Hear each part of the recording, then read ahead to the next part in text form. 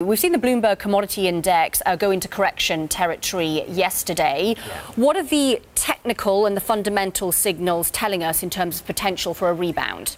Well, to take the technicals first, I think that after such a severe move, there'll be a lot of short-term money in the markets that's been chasing prices lower. And if we have a few days of stability, we might see that start to unwind again, and you could say the move looks a little excessive just on a technical basis. It really has been quite severe.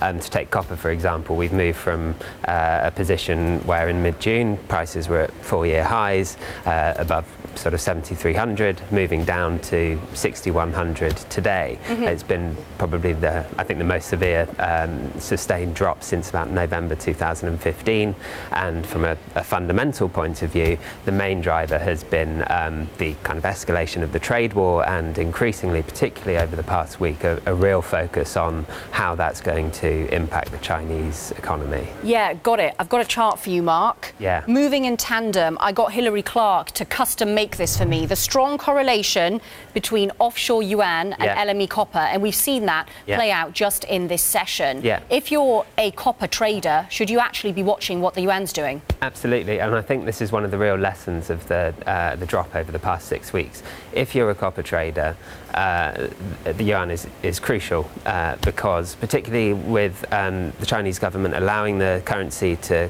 trade a little bit more freely, with it being in the special drawing rights in the IMF basket, the real price of raw materials for Chinese buyers is crucial to the strength of demand and the likely strength of imports into China. So what we're seeing is that the commodities that China really depends on the outside world for, copper, zinc, etc., are really getting punished as the yuan weakens. It raises the cost for buyers inside China, and it is, I think, right now a really crucial thing for traders to be watching. The price action suggests that they are. Yeah, absolutely. We've talked a lot about industrial metals. Tell me about what's going on with gold, Mark. It really hasn't acted as a safe haven for a lot of this year like you might expect. No, it hasn't. It hasn't, and I think that the gold market is really kind of languishing. There's a bit of an existential crisis, I think, for some of the gold bugs who would have expected the prices to be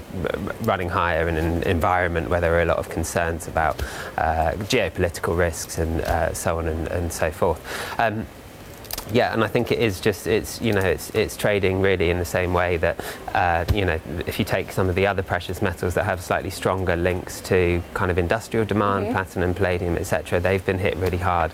And I think that, gold's suffering there too.